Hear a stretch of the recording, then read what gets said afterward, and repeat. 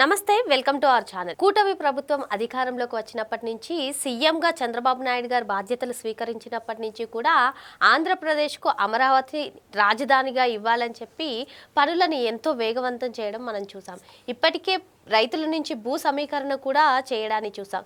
కాకపోతే మరో 44,000 ఎకరాల భూమిని విస్తరణ పేరుతో రియల్ ఎస్టేట్ వ్యాపారానికి చంద్రబాబు నాయుడు గారు సిద్ధమవుతున్నారని చెప్పి వైసీపీ వాళ్ళు ఆరోపిస్తున్నారు. మరి ఇది వాస్తవమా?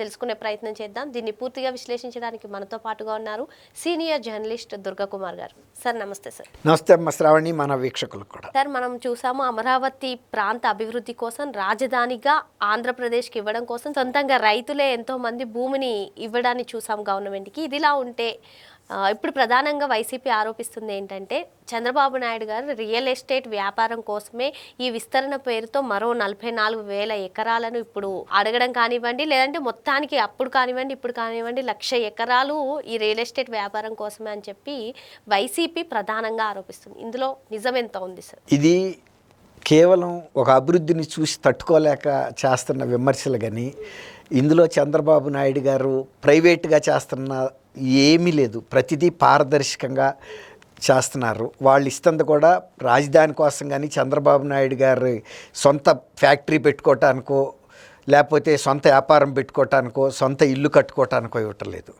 కేవలం రాజధానికి సిఆర్డీఏకి ఇస్తున్నారు. సిఆర్డీఏ తీసుకుంటుంది. సిఆర్డీఏ ఆ భూములను అభివృద్ధి చేస్తుంది. అభివృద్ధి చేసిన తర్వాత రైతులకు ఇవ్వాల్సిన షేర్ భాగం ఏదైతే ఉంటుందో రైతులకి ఇస్తుంది. తనకు మిగిలిన భాగం ఏదైతే ఉందో అది సిఆర్డీఏ మాత్రమే అమ్మగలుగుతుంది, కానీ చంద్రబాబు నాయుడు గారు వ్యక్తిగతంగా అమ్మలేడు. సిఆర్డీఏ కూడా అమ్మినప్పుడు ఏదన్నా కంపెనీలకి ఆ కంపెనీలు డైరెక్ట్గా సిఆర్డీఏ అకౌంట్లో మాత్రమే డబ్బులు వేయగలుగుతాయి. అప్పుడు మాత్రమే సిఆర్డీఏ వాళ్ళ పేరు మీద రిజిస్ట్రేషన్ చేస్తుంది. ఇందులో చంద్రబాబు నాయుడు గారు కానీ, పొంగులేటి నారాయణ గారు కానీ, ఇంకొకళ్ళు కానీ చేయగలిగింది ఏమీ లేదు. ప్రతిదీ పారదర్శకంగా జరుగుతుంది. ఇప్పుడు మొన్న ఈ మధ్య కోకాపేటలో తెలంగాణ ప్రభుత్వం కూడా భూములు అమ్మింది.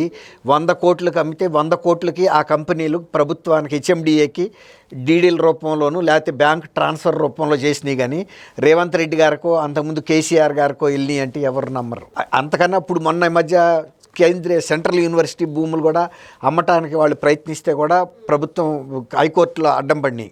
అది వేరే విషయం. అది ఎందుకంటే పర్యావరణ కోసం. ఇక్కడ తీసుకుంటే ప్రజలు స్వచ్ఛందంగా ఇస్తున్నారు.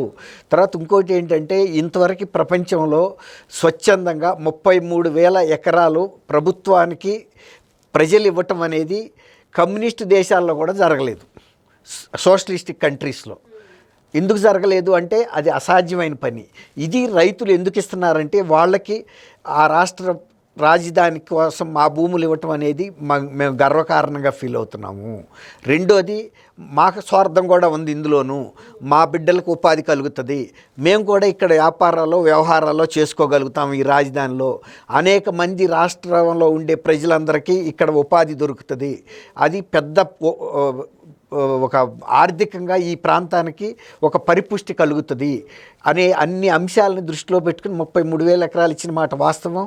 అది అభివృద్ధి చేయడానికి చంద్రబాబు నాయుడు గారు 5 సంవత్సరాల్లో తీవ్రమైన కృషి చేయటం, చాలా భవనాలు 80% పూర్తి అవ్వటం, ఇవన్నీ కూడా జరిగినాయి.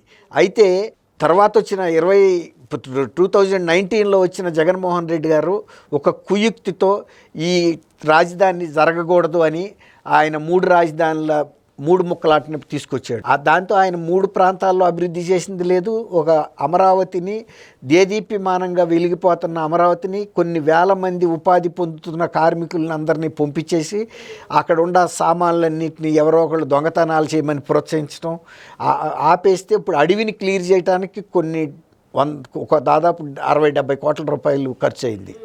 సరే, అయితే అయింది. ఇప్పుడు క్లియర్ చేసి మళ్ళీ రాజధాని పనులు మొదలుపెట్టారు. ఆల్రెడీ పనులు సాగుతున్నాయి. అయితే ఇప్పుడు ఏమైందంటే కొత్త ప్రభుత్వం రాగానే అనేక సంస్థలు అమరావతిలో పెట్టుబడులు పెట్టడానికి, వాళ్ళ సంస్థల్ని స్థాపించడానికి గతంలో వచ్చిన కంపెనీలు వెనక్కిపోయినా మళ్ళీ వచ్చి వాళ్ళు మేము తీసుకుంటామని చెప్పబట్టి ఈ భూమి అంతా కూడా దాదాపుగా వెళ్ళిపోయి కేవలం 2,000 ఎకరాలు మాత్రమే ప్రభుత్వం చేతిలో ఉంది ఇప్పుడు. కానీ ప్రభుత్వానికి ఆ 2,000 ఎకరాలు సాలదు.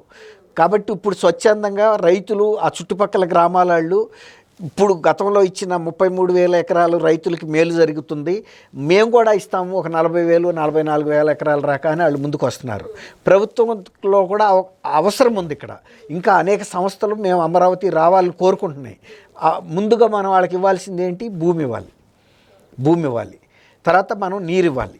నీరు కృష్ణానది ఉంది. తర్వాత కరెంట్ ఇవ్వాలి. కరెంటు వాళ్ళు ముందు నుంచి కూడా ఒక ముందు చూపుతో ఎంత కరెంటు అవసరం అవుతుంది అనేది వాళ్ళు దానికి సిద్ధంగా ఉన్నారు. మౌలిక సదుపాయాలు ఇప్పుడు రోడ్లు కూడా వాళ్ళు ఈ సంవత్సరం ఆఖరికి 350 కిలోమీటర్ల ట్రంక్ రోడ్ల నిర్మాణానికి కూడా వాళ్ళు సిద్ధమైపోయారు. ఇది మొదటి దశలోకే. ఇప్పుడు రెండో దశలో కనుక ఇప్పుడు వాళ్ళు సమీకరణ కనుక చేస్తే ఈ 4 ఏళ్లలో ఒక దశకి తీసుకురాగలుగుతారు. ఇంకొకటి ఏంటంటే చాలామందికి ఒక అనుమానం, పారిశ్రామికవేత్తలకు కానీ ఇతర సంస్థలు స్థాపించే వాళ్ళకి కానీ రేపు జగన్మోహన్ రెడ్డి వస్తే ఏంటి పరిస్థితి అనే ఒక భయంలో కొట్టుమిట్టాడుతున్నారు. ఇప్పుడు ఇంతవరకు కూడా 8 నెలల పాటు జగన్మోహన్ రెడ్డి గారు పెట్టిన ఈ పితలాటకం, 3 రాజధానుల పితలాటకం వలన న్యాయపరంగా ఉన్న చిక్కులన్నీ కూడా తొలగించుకుని ఇప్పుడు అమరావతి మాత్రమే రాజధాని అనే ఒక క్లారిటీ తెచ్చుకుని ఈ ప్రభుత్వం ముందుకెళ్తుంది. ఆ తర్వాత ఇంకోటి ఏంటంటే ఈ ప్రభుత్వ హయాంలోనే ఈ భవిష్యత్తులో కూడా కేవలం అమరావతి మాత్రమే రాజధానిగా ఉంటుంది అనే అంశాన్ని స్పష్టం చేయదలుచుకున్నారు చట్టపరంగా కూడా. అందుకే ఈ పునర్నిర్మాణ పనులను కూడా మళ్ళీ మోడీ గారిని, ప్రధానమంత్రిని తీసుకొచ్చి ఆయనతో ప్రారంభోత్సవం చేయిస్తారు మళ్ళీ. తర్వాత 30 నుంచి అసలు ఇంకోటి ఏంటంటే గన్నవరంలో ఎయిర్పోర్ట్ ఉన్నప్పటికీ కూడా రాజధాని అమరావతి కాబట్టి ఒక సమగ్రమైన రాజధానిగా ఉండాలి.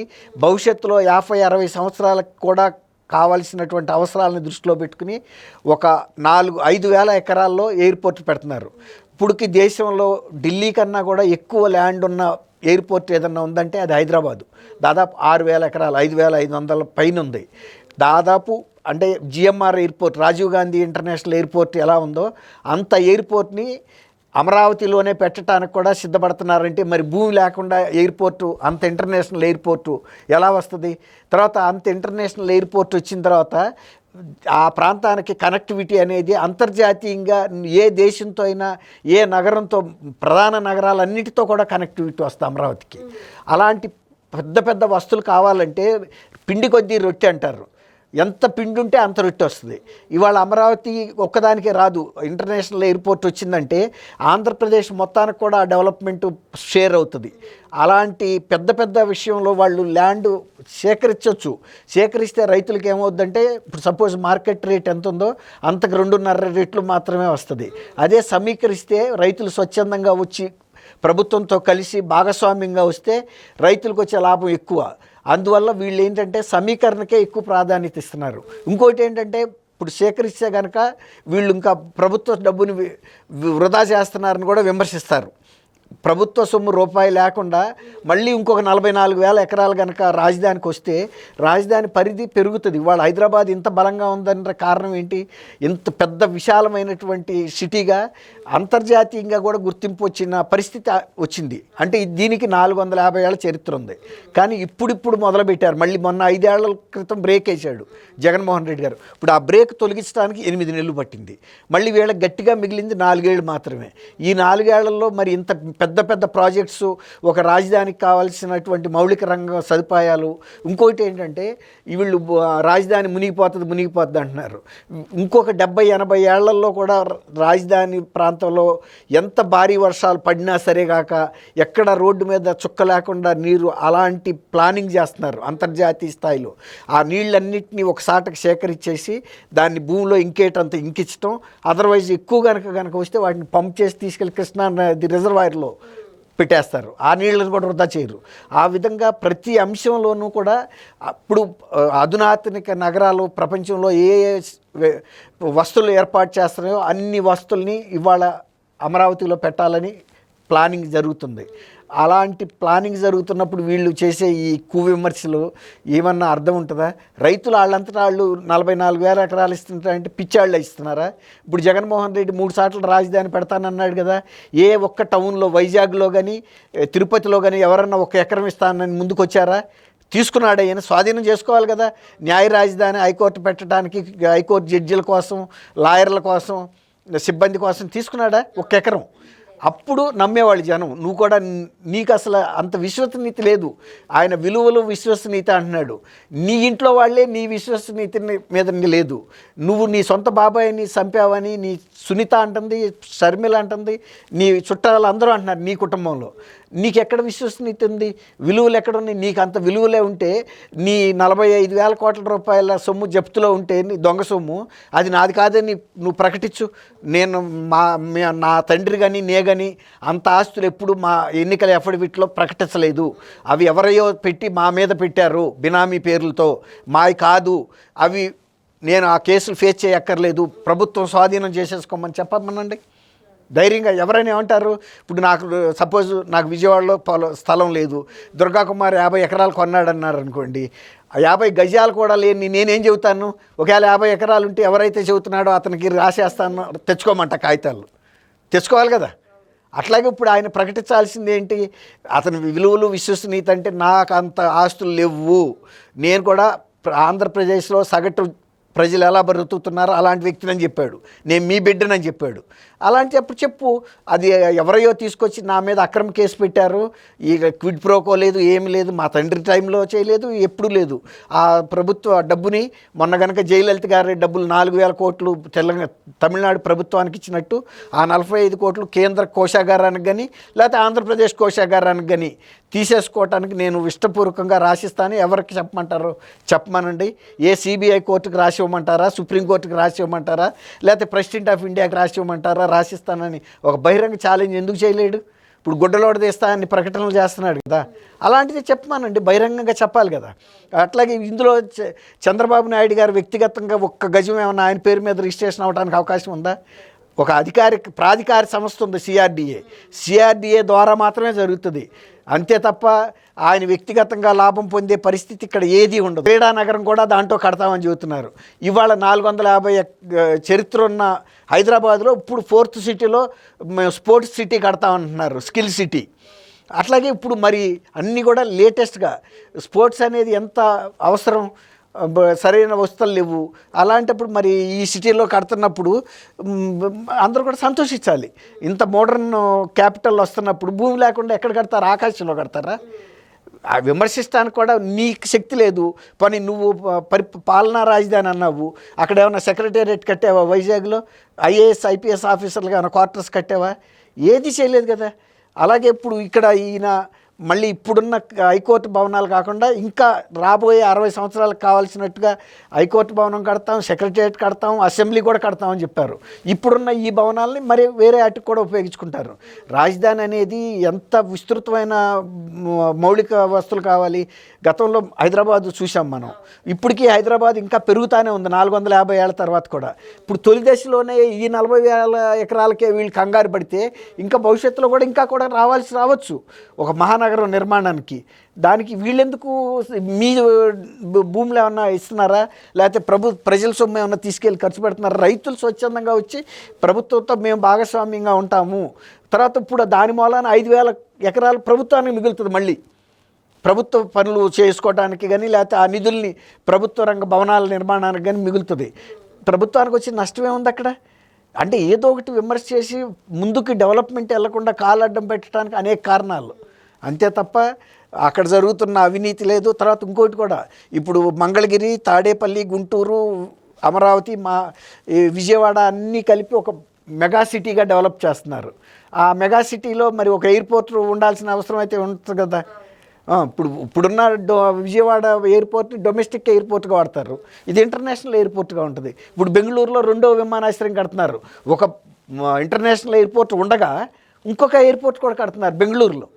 మరి అలాంటప్పుడు భవిష్యత్ అవసరాలను దృష్టిలో పెట్టుకుని మరి మంగళగిరిలో ఇవాళే ఇంటర్నేషనల్ ఎయిర్పోర్ట్కి పునాది వేశారంటే అది కన్స్ట్రక్షన్ అవడానికి 3-4 ఏళ్ళు పడుతుంది. అది బహుశా ఈ ప్రభుత్వం అంటే 2029 నాటికి అది ఒక రూపుకి వచ్చేస్తుంది. ఇప్పుడు ఎక్కడ భోగాపురంలో వైజాగ్లో ఉంది కానీ సెంట్రల్లో ఆంధ్రప్రదేశ్లో ఎక్కడుంది? మళ్ళీ లేదంటే తమిళనాడు వెళ్ళాలి చెన్నై ఎయిర్పోర్ట్కి.